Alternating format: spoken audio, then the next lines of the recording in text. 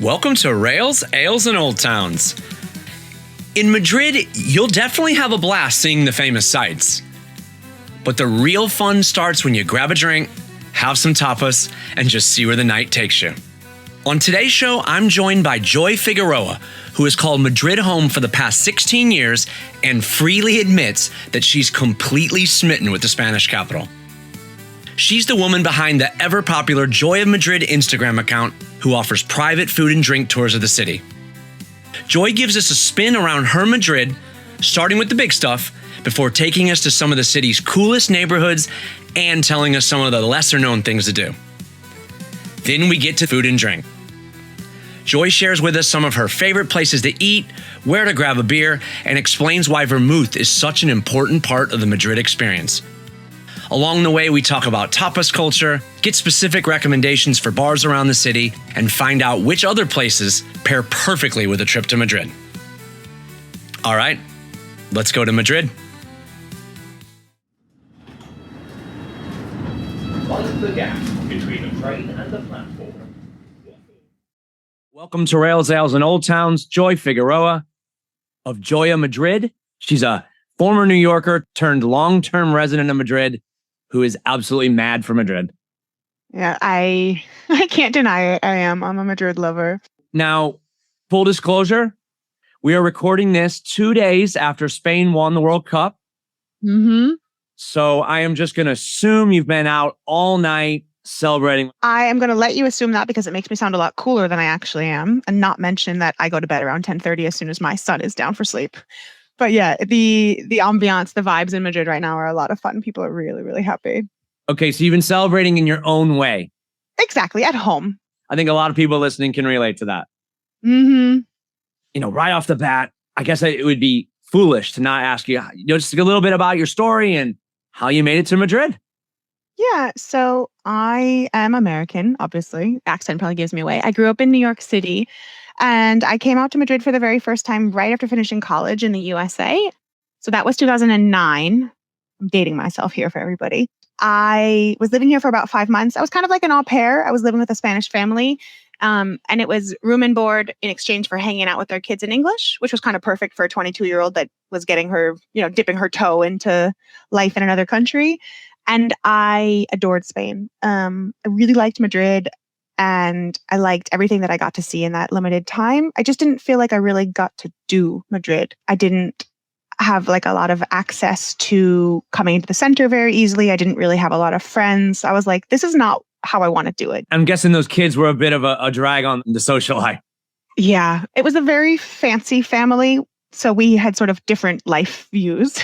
Okay. But it was good because it did enable me to end up here eventually. So that was 2009. I went home. I was home for almost a year, and I got certified to teach English. And I moved back here with an English certification in 2010. And I've been here ever since. So in a couple of months, it will be 16 years that I've been living in Madrid. Yeah, I no longer teach. I actually work a marketing job during the week. And then I get to do my tours and, podcasts and my Instagram and all that sort of stuff as a little fun extra that keeps me engaged and doing different things, And you're certainly not alone here because, I've read for years that people, they fall in love with Madrid. Mm-hmm. It's a pretty special place.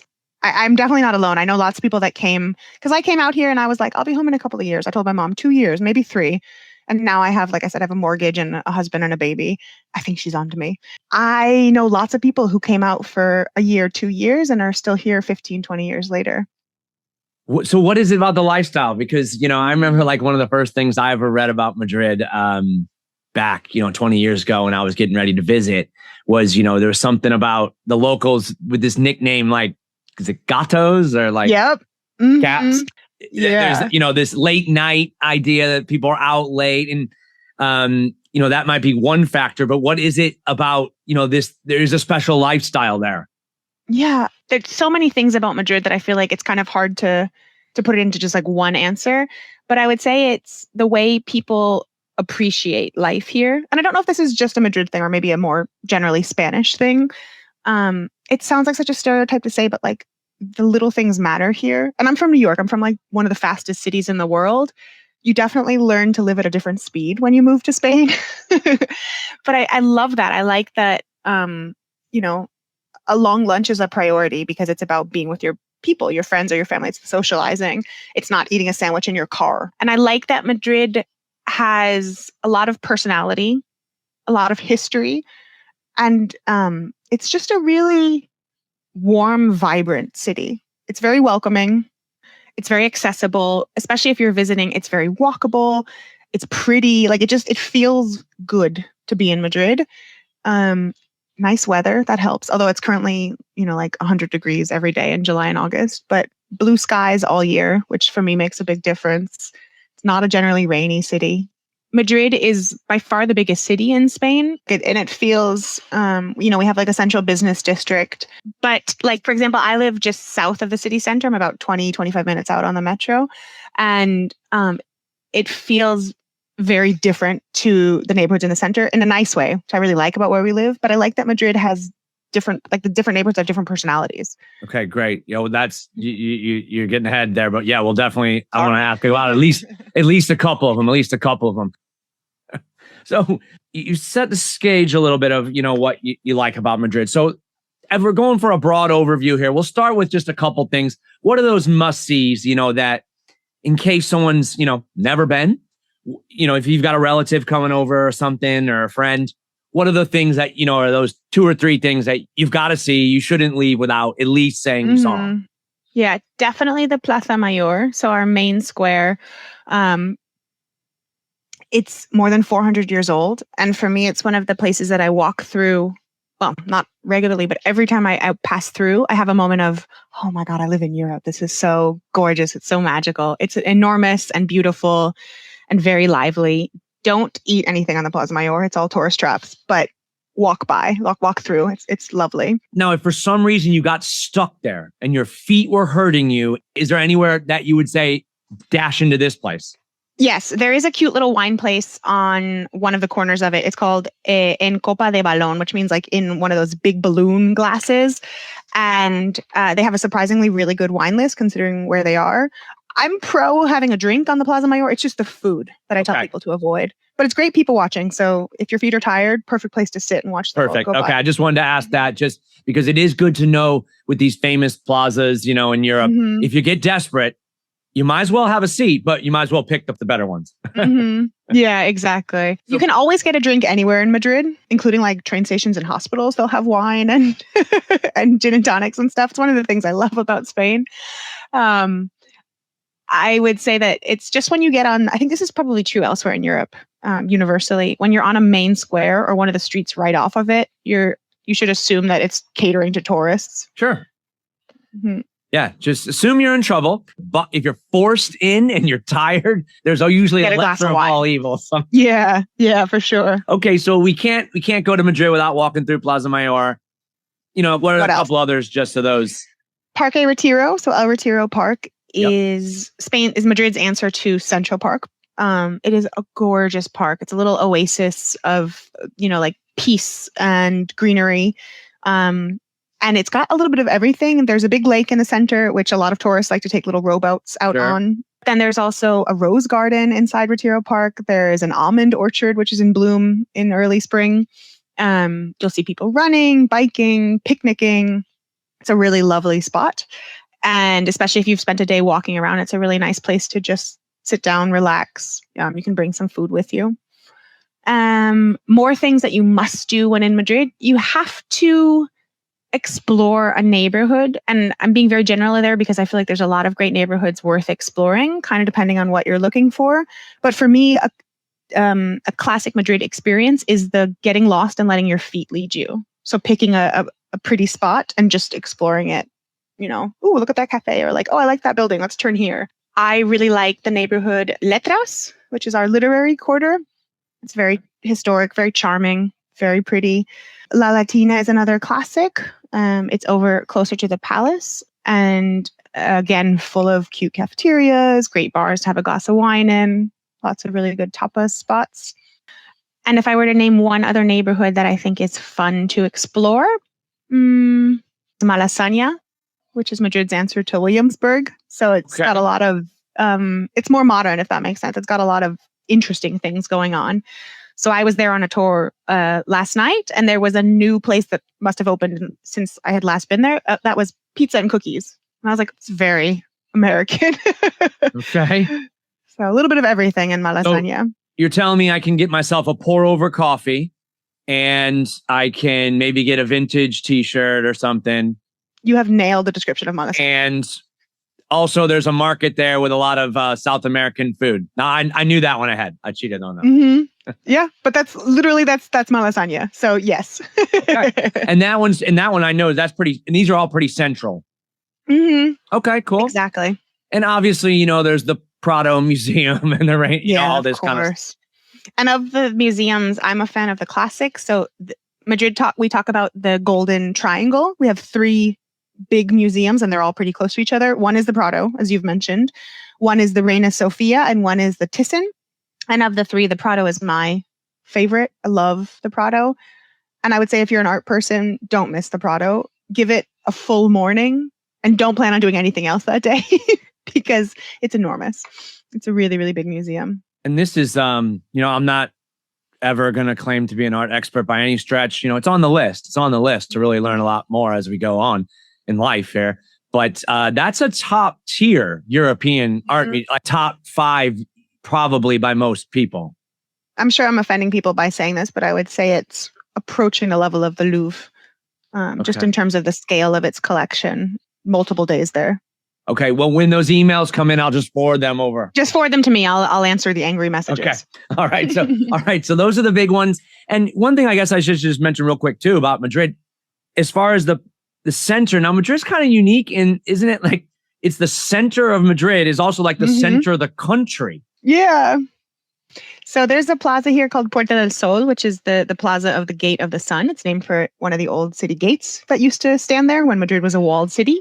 And on the floor in that plaza is a plaque that marks, in theory, the center of Spain. Geographically, it's not actually the center, but that makes less exciting stories, so we don't say that part. But it marks the 0-kilometer point of all of our highways. So every highway that radiates out from Madrid, we have like a web system, basically. The kilometer 0 marker is that point in Sol, and you can know exactly how far you are from the center of Madrid by going out on the highway, kilometer 80, 83, 84, etc. I mean, when you look at a map of Spain, Madrid's in the middle.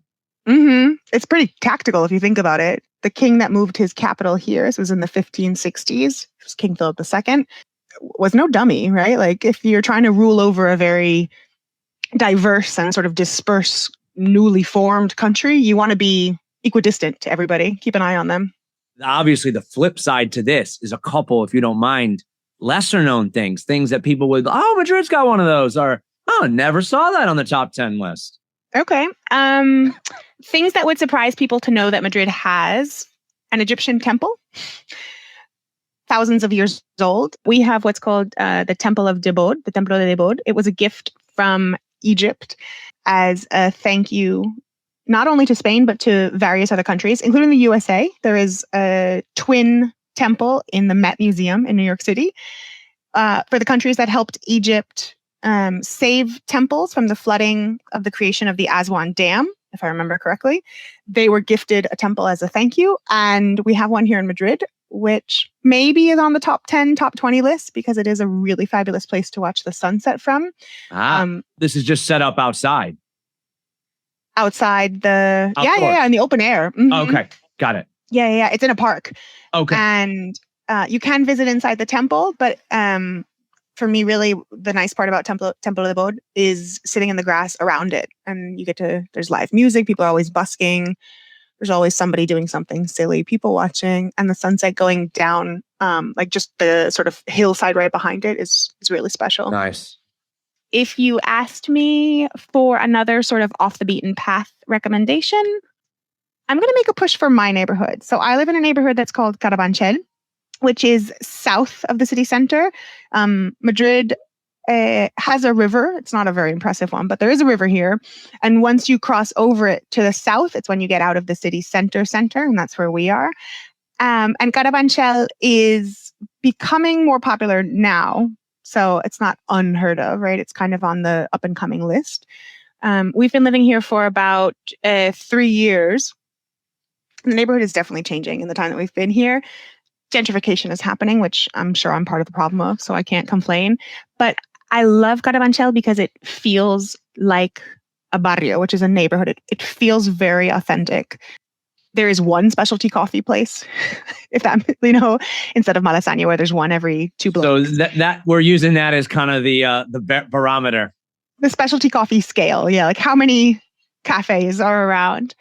But Carabanchel slogan is, this isn't Soho, this is Carabanchel. And I like that they sort of, I think I'm saying a word that's totally Spanglish and I'm making up in English, but they reinvindicate that they're like, we are our own thing, so don't compare us to Soho. But that is the comparison that you'll hear most often because it is an artist neighborhood. There are a lot of galleries and studios, and it's because it was originally there were a lot of industrial spaces here that have been taken over and converted into studios and things like that. And what I like about Carabanchel, aside from the fact that it still feels very authentic, is that it's a very green neighborhood. Previously, my husband and I were living in Chueca, which is next door to Malasaña. Malasaña is Williamsburg. Chueca is Chelsea. It's the gay district of Madrid. It's a beautiful neighborhood, but there's not a lot of parks and trees. And it's much greener down here in Carabanchel, which I really appreciate. It just makes you feel better when you see trees. And it's so good for our environment, cooling, the sombra, the shade underneath the trees. So more trees. That's my political slogan. Plant trees. Absolutely. Okay. So I think that is a nice overview. That'll fill you for a couple of days, just doing those big things and a couple of those small things. But, here on Rails, Ales, and Old Towns, we're big on the food. We're big on the drink. So let's transition into that because that's your baby. That's my thing. Yeah.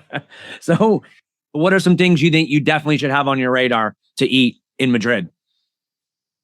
First, for me, one of my all-time favorite Spanish foods would be tortilla de patatas, which is Spanish potato omelet. And it's one of those foods that Spaniards have big feelings about. A tortilla is potatoes and eggs with onion, if you make it right. So it should have onions, cooked in oil and salt. And that's it. It's really, really simple. So it's one of those dishes that because it's so simple, it's all about how you cook it, whether you do it right or not. And I think it's one of those things that whatever your grandma used to do, that's the right answer for you, these grandmas, I'm telling you, it seems like everybody's grandma was borderline Michelin star. And you don't mess with them because they will mess you up. Spanish grandma, let them do what they want. Tortilla, it can be made with onion or without. It can be made very runny, very juicy, or much more firm. On tour last night, I took people to try my favorite tortilla in the city. And I will tell you guys where that is because we don't gatekeep good tortilla here. It's a place called Pez Tortilla, P-E-Z. It's named for the street that they originally opened on. And they do have a couple of locations around the city now. They're all good. It's not a chain. It's still the same people, but they have a couple of little spots. And for me, what they really nail is the point of cooking. Not too wet, not too dry, just right.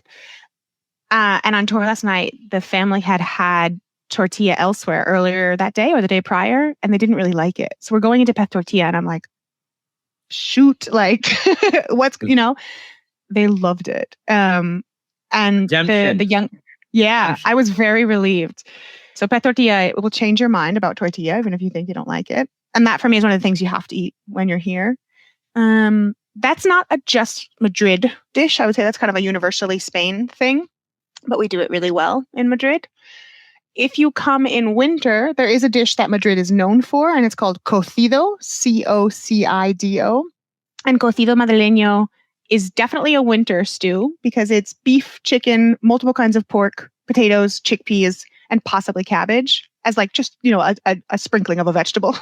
Okay, so this is a hearty warm you up on on one of those chilly, high of 65 but 45 degree nights in January.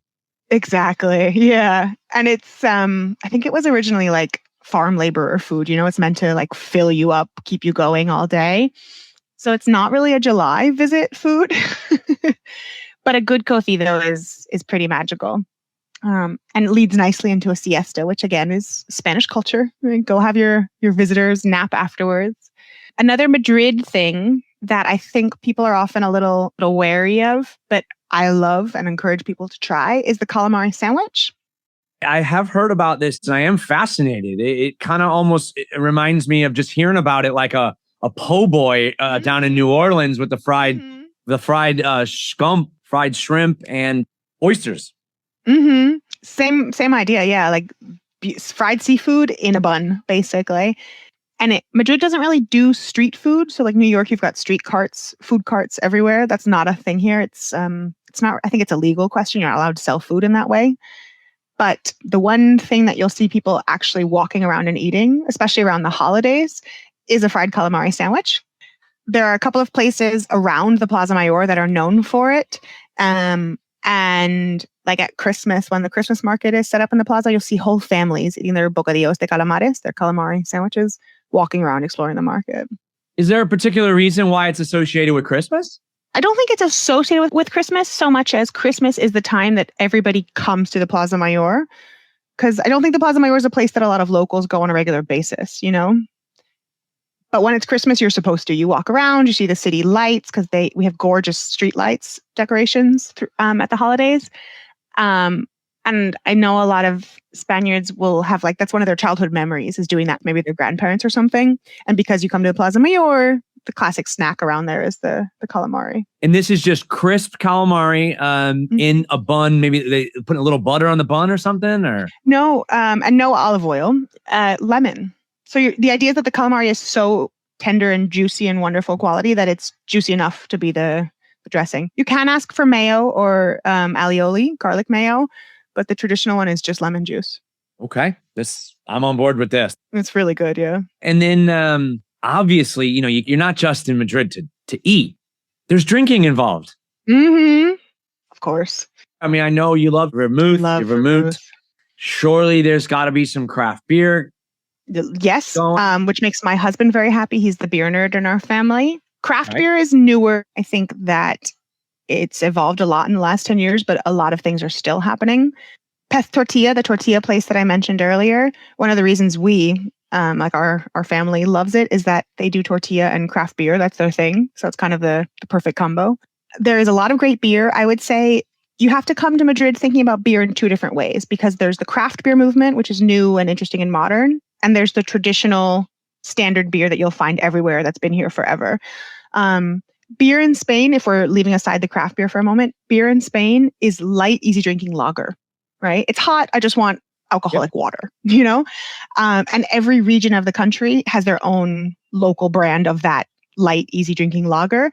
In Madrid, it's Mau, which is if you're in Madrid, you'll see the name everywhere. It's Mahou, but it's pronounced Mau. I love Mau. A little caña, a little glass of Mau poured from the tap. Perfect little refresher. The nice part of the caña, that small size glass, is that it stays cold the whole time you're drinking it. Especially if you're sitting out on a terrace in the hot weather. If you get a big pint or one of the big German style jug of beer, it gets hot by the end. It's lukewarm, backwash at the bottom. Whereas a caña, it's a couple of sips. You just drink it down. And especially if you're going to a place where you might get a free tapa with your drink, which is still a thing in Madrid. In the center, it's probably just potato chips and olives. But as you get farther out, if you come to my neighborhood, you might get mini hamburgers or a nice plate of cheese. Yeah, it's a good part of leaving the center. The tapas get better. Okay, so let's definitely file that away as a top tip. Yeah. Come to Carabanchel and eat free tapas. So more food, more free food, and a little quieter experience, and see something different out in the neighborhood. And pop into a gallery as your cultural aspect. But the good part of a caña, if you're at a place that does a free tapa per drink, the more cañas you order, the more tapas you get. Right? And these are not going to break the bank. A caña might be 150, 250. If somebody charged me €3 for a caña, I would be offended. That would feel very expensive. And every bar is going to have just these classic lagers on tap. Exactly. And not lagers, lager. They will have one. You will find on tap in a sort of standard, what I call old man bar, which is my favorite kind of bar. You'll find one beer on tap, mostly Mau. In Madrid, that is, as you travel around, it changes, obviously. One beer, usually one non-alcoholic beer on tap, which I think is really cool that alcohol-free options are so standard here. You don't have to be drinking alcohol to socialize and get out and spend time. You can do that with a 0.0 beer or a Coke Zero, and a vermouth on tap. Those are generally the three taps you'll find in classic bars. And if you've never had vermouth before, do it. It's my favorite thing, as you've said, Scott. I guess that's like my claim to fame. I love vermouth. Now, I think a lot of people, they've heard of vermouth as an ingredient in drinks, but you're talking just sipping it. Yeah. You're not mixing anything into it except maybe an orange slice or an olive. Like there's no cocktail happening. Vermouth is a fortified aromatized wine. So like all of the mixing happens before it is bottled or barreled. Like you don't do anything in the glass. And it's the classic aperitif. So if you're going to go out for vermouth, if you're doing it before dinner, you'd go maybe 6, 7 p.m., have a little drink, maybe a little nibble to go with it. And if it's on the weekend, vermouth hour is 12:30, 1 o'clock. And vermouth is so ubiquitous as the aperitif hour that you could even say, let's go have a vermouth and not drink a vermouth. Like it just means let's go have a pre-meal drink. I got it. And, so is vermouth, it starts as white wine, right? Mm-hmm. And then it's the most commonly drunk vermouth is the sweet red vermouth. There are white vermouths available and they're great. I drink more red generally, but it's red because of the caramel that gets added in its production process. So it starts as a white wine. They increase the alcohol content. So it's usually about 15, maybe 16%, like a strong red, right? Nothing like a gin or a vodka. And then it gets caramel and it gets botanicals.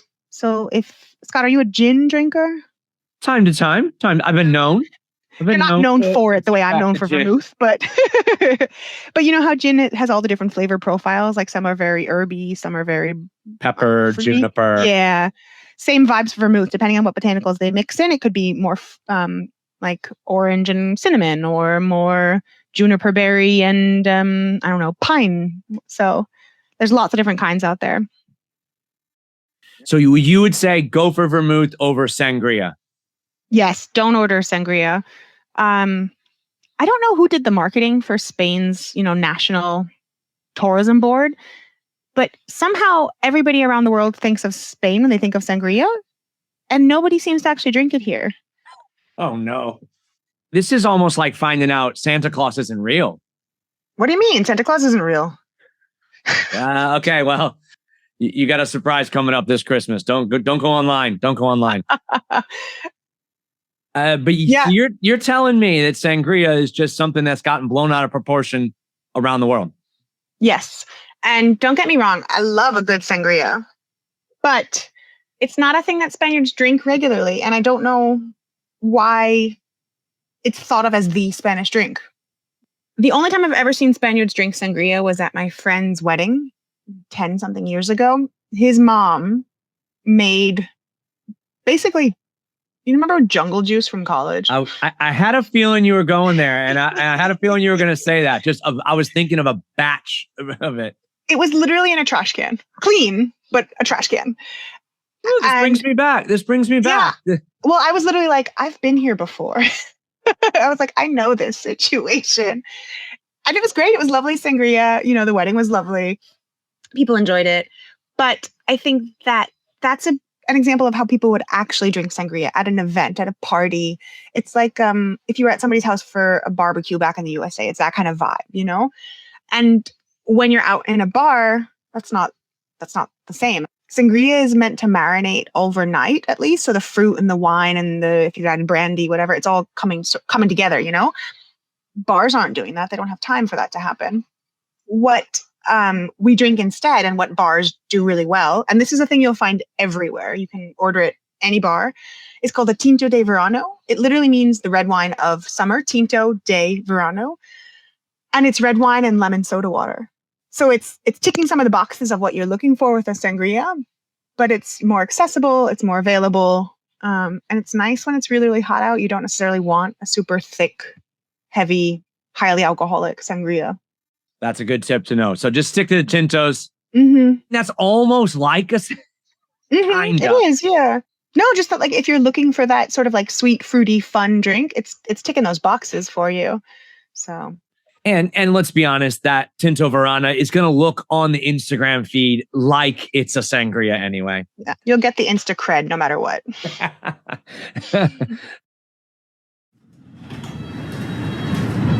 Mind the gap between the train and the platform. Sorry for the interruption, but I just wanted to take a second to say thanks for listening to Rails, Ales, and Old Towns.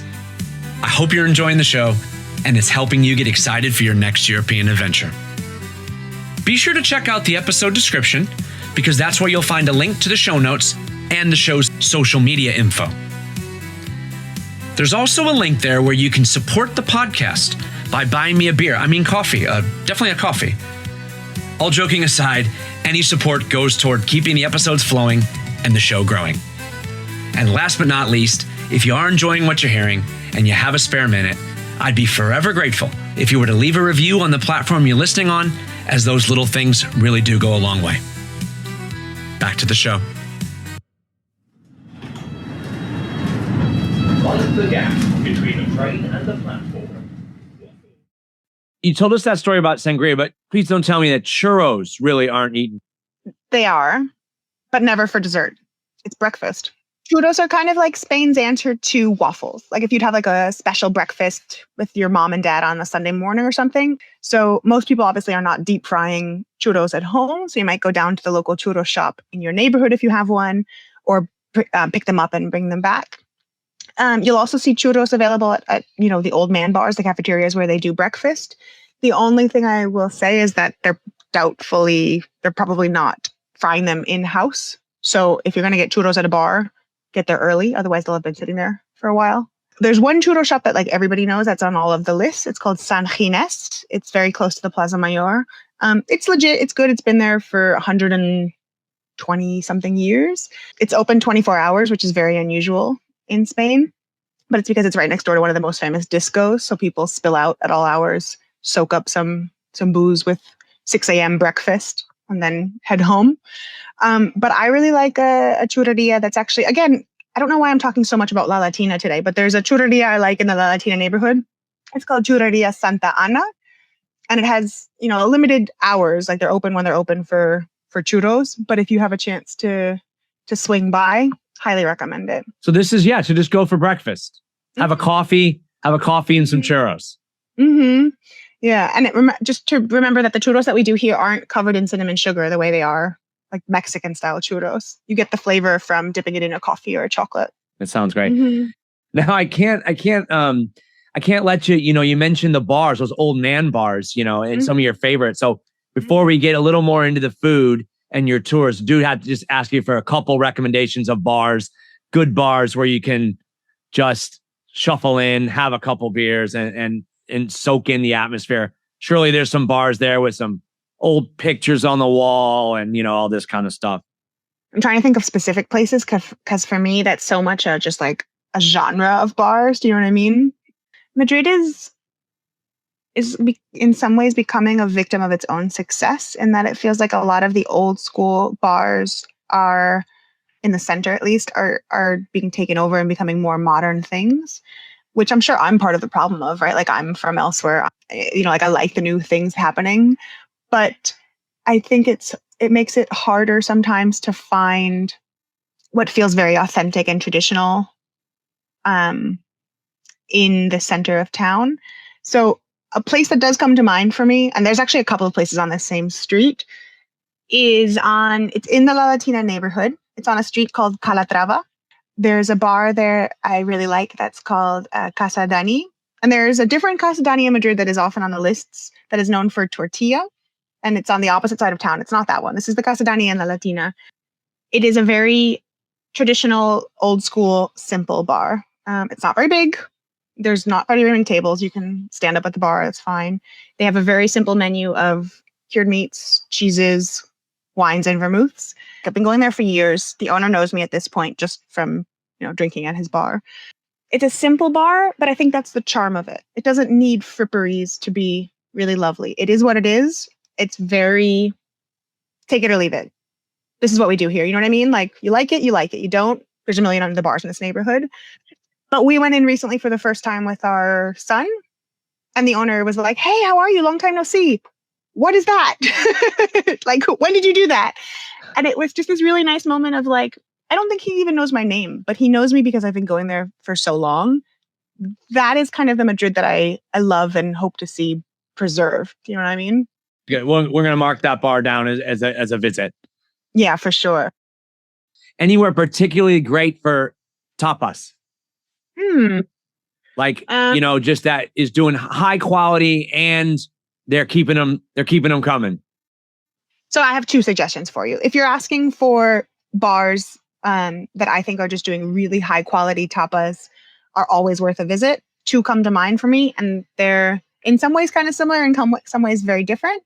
One is a classic bar that's been around, I think it's from the early 1900s, but it was renovated and restored not that long ago, but they didn't change anything, which I really appreciate. So instead of like keeping the facade and making everything inside modern and hipster, they just cleaned it up, basically. It's called Bodegas El Maño. It's in the Malasaña neighborhood. And it is a beautiful bar, like gorgeous tiles and ceilings and mirrors and so on. Feels a little bit like stepping back in time in a really nice way, and just does consistently fabulous tapas. They've got really good seafood. They've got veggie dishes. You could do ensaladilla rusa, which is sort of like Spain's answer to potato salad. More exciting than it sounds, calling it potato salad, but just solid. Like I know that I can go there and whatever I order, I will enjoy. And then the other place that comes to mind, and these are kind of random because there are thousands of great bars in Madrid. So these are just like what my brain is pulling out today. But another one I really like it's modern.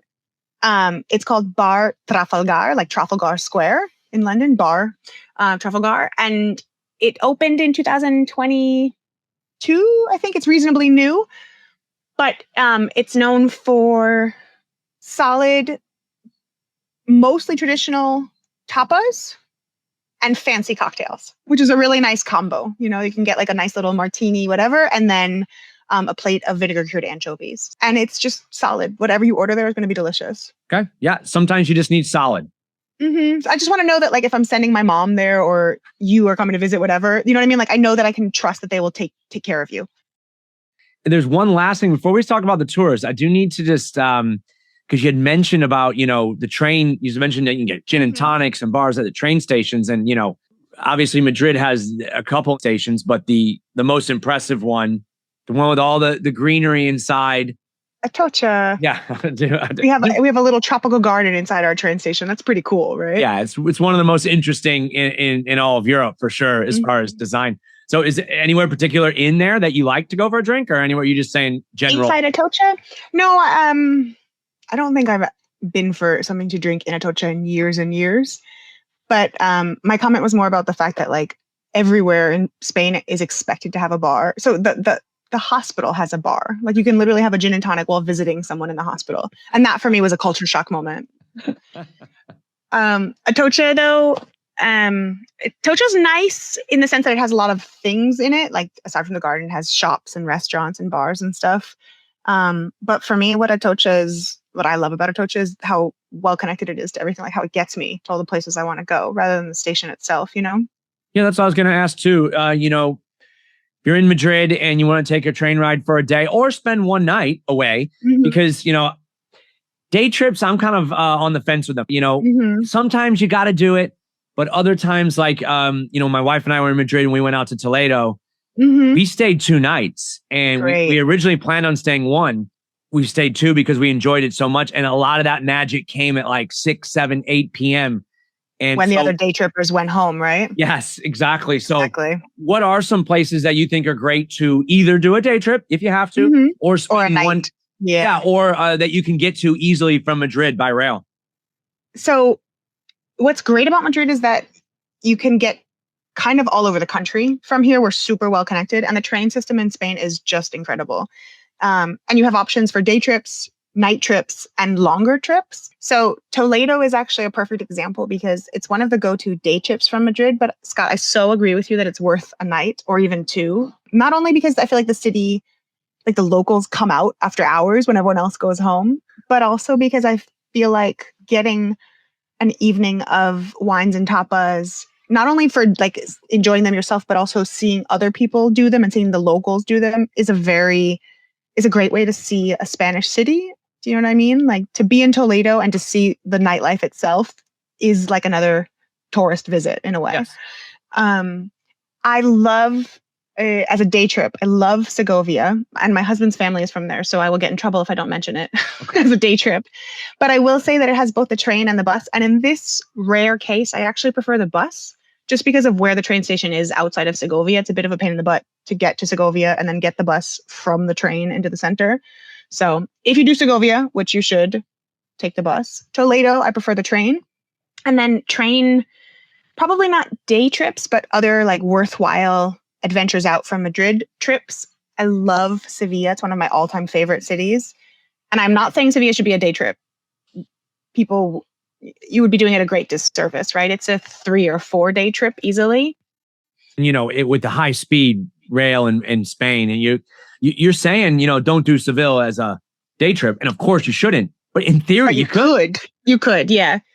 The people from Seville would be furious with you, and they would chase you out at the end of the day. But yeah, it's 2.5 hours, so you could get the first train in and the last train back. A place you could do in just a weekend maybe would be Zaragoza, which is easily accessible from Madrid. And Zaragoza is, I feel like you don't hear about it quite as much as you do like Seville and Barcelona. No. Really like Zaragoza. Really great tapas scene. Close to wine country, so fabulous wine. And it has Roman ruins and Goya Museum, and there's an incredible basilica. It's like really famous for its church there. So it's just a really nice little city. Okay, Joya Madrid food tours. Yes. You have your own kind of unique take on this. It's not your typical route that's locked in stone. Yeah, it isn't, which is what I love about working for myself. So I mentioned earlier, I always say I have a boring office job. I love my job. And boss, if you're listening, don't fire me. But I love the fun of doing something different every day when I go out on tour. So let me give you a little bit of backstory. I started working in the food tourism industry in 2015. And I was working for a company that is now one of the biggest food tour companies in Madrid. I was there with them for 5 years. It was the pandemic that sort of, obviously the food tours were not really a thing in 2020. And it was after the pandemic, well, after lockdown and everything had ended, that I was like, you know what? I think I'm going to reconsider what I'm doing and how I'm doing it and if this is the right choice for me. And in 2021 is when I started doing more independently. I have a collection of places I know and trust and love all around the city center. And depending on what my clients tell me they are looking for, any allergies they have, you know, if their kid is with them, whatever it is, whatever that particular group needs, I get to pick what I think is the perfect route. What I really like about that is that it's never the same thing over and over, you know? I go to the same places fairly regularly, but today I'm starting here, tomorrow I'm starting there. Today we're not going to the mushroom place because they don't eat pork, whatever it is. And my favorite thing about living here is going out to eat and drink and experiencing that, how cultural that is. You know, like tapas is not just a dish. It's the way you do it. It's how you interact with food and like what it means for Spaniards. And that's what I like showing people when they come to visit. That's a great way to say it. Sure, the food's great, but it's about the ceremony. Mm-hmm. Yeah, it is. Out of your house, stretching your legs, cooling down, enjoying the fact that the sun has disappeared. That feeling that comes over things when it goes cool at about 10, 9 o'clock, you know, 8 maybe, when you're in the shade. It's like a hush like descends across the plaza. Yeah. Your tours they're all essentially custom tours. Yeah, so I only do private tours. Sometimes people message me and, you know, they say, are there any tours this week I can join? And I'm always like, I don't do group tours. It's just me and you, for good and for bad. You know, if you don't like me, you're stuck with me. It doesn't happen very often. But it means that I get to make the tour what you need it to be. So I always ask people where they're staying. You know, if you're over by the Prado Museum, for example, I'll choose one of my favorite vermouth bars nearby because I have places all over the city, you know. And because, again, what's nice about me doing it just myself, I get to do what I want. This hasn't happened for a long time. But if I had ever, you know, taken people to a bar or a restaurant or a cafe, whatever, and I didn't feel like they were treating like the people, the owners, whatever, if I didn't feel like they were not treating us badly, but like, I want to take my clients to places that the food is fabulous, obviously. It has a good history. You know, it's interesting. Why am I taking you here? What's the point of coming to this particular place? And if I can introduce you to the owner or I know the waiters, so much the better. I want you to get to enjoy what I enjoy about going to places, which is chatting with people, asking for recommendations, the socialization, right? Again, the social aspect of it. So it's nice to know that, like, if it ever isn't clicking, I don't have to go there again, right? I get to make that choice for what my clients need. You can Mhm. decide, oh, you know what? These people, I think something about them would like this place. Mm-hmm. Exactly. What do you hope that people at the end of the tour have experienced, and learned? I would hope that people leave my tours, first of all, having a better understanding of like what tapas mean. Because I think in the US and the UK, and what I know of Australia as well, it often is like a restaurant where you get small plates and sit down and spend a lot. And that's not what it is here. It's about going out for a tapas crawl. You from place to place and you have a little bit here, a little bit there. In fact, I say to people on tour, if you are not full, I have not done my job properly. So tell me now and we will order another dish here. Like no one goes home hungry. Everybody goes home with a full tummy. So I would hope that people would leave feeling like they know what tapas is. I would like them to leave feeling a little bit more confident about how to do tapas. Like, how do I know if this bar is worth going into? And sometimes I'll take people into places and they're like, we never would have come in here if it weren't for you. And I'm like, yes, that's exactly what I want to hear, Yeah. I want to give them the confidence. I think Spanish bars can be kind of intimidating because you're like, do I wait at the door or do I go up to the bar? Do I ask for a waiter or do I sit down? Like, how does it work? And it's hard because there's not one answer. Every bar seems to follow its own rules, but I try to inspire confidence in people because Spain wants you to have a good time. They want you to enjoy what you're eating. They want you to feel taken care of and welcomed and to enjoy your visit. Do you know what I mean? And because we don't do, hi, how are you? I'm Joy. What are we having today? Not a thing here. So a lot of, I think, especially Americans feel like the waiters can be a little, not rude, but brusque. You have to push past that. It's not rudeness. It's just, my job is to serve you food. What do you want? Tell me what you want and I'll give it to you. You know what I mean? You gotta be a little direct and a little more, you gotta be a little assertive. Yes, that's the perfect word for it. Yeah. So I hope to inspire that assertiveness in people. And also to encourage them to try new things. Obviously if you're coming out on a food tour with me, it's because you want to explore food and you trust me to make interesting choices for you. But I always tell people, like, this has this thing in it. I think you're really going to like it. Do you trust me? And I think that's a feeling that you should do, not just on tour, but like if the waiter says, the star dish here is this, give it a try. It might surprise you, Yeah, Madrid will always have a special place in my heart because it is the place where, and I'm sure many people on their food evolution have had this moment, it is the place where I saw the light on olives. Yes. Always, my whole life, I had been, no, not an olive person. I don't really like those. I'm not even sure I'd tried them. I don't think I'd given them a fair chance. My dad used to have a jar of olives in the fridge, and I used to just be freaked out. I was like, I'm not going to eat those, or they look weird. And then was in a bar in Madrid. My friend and I, we were actually going to a Real Madrid game. It was a pre-game kind of thing. I was like, you know what? When in Rome, I am going to try these olives. And it's kind of become a symbol for always trying things because especially when you're in where good ones are from. Mm-hmm. So olives at the bar, always a good idea. Agreed. I wasn't an olive person when I moved here either, to be honest with you. But you can't live in Spain and not like olives. So I sort of forced myself through it. Like, you eat enough of them, learn to love them. When you get like the creamy ones, you're like, how is this an olive? Mm-hmm. Absolutely. All right, Joy. Thank you so much. Oh, how do we book a tour? Oh, yeah, that would be important. Contact me out, my Instagram and my email. And people can just reach out and we can talk about availability. And again, those questions I was saying, what do you want? What do you need? What's your perfect tour? Yeah. So someone who's like, also wants to like, focus on the beer, possibly totally. Drinking equally as much as the food, you could do something like that too. Oh yeah. I mean, my tours have drinks and food in equal measure at every stop. Okay. No one goes home hungry and no one goes home sober unless you're underage. In which case, or you're abstaining. Yeah, also, and that's true. I do alcohol-free tours regularly. Totally not a problem. They're an option everywhere. Cool. The fun part of a food tour with me is that it can be whatever you need it to be. So I can do vegetarian, I can do alcohol-free, we can do it all. And the point is, no matter what we do, it's going to be fun. You're going to get a good experience and a good view of Madrid. I don't think I'll be alone in saying that Your affection for Madrid is infectious. And I think you'll be inspiring a lot of people to come and visit. And I hope so. Yeah, it's a great city. And Scott, thank you so much for having me. It was such a pleasure to talk to you. yeah, absolutely. Absolutely. All right.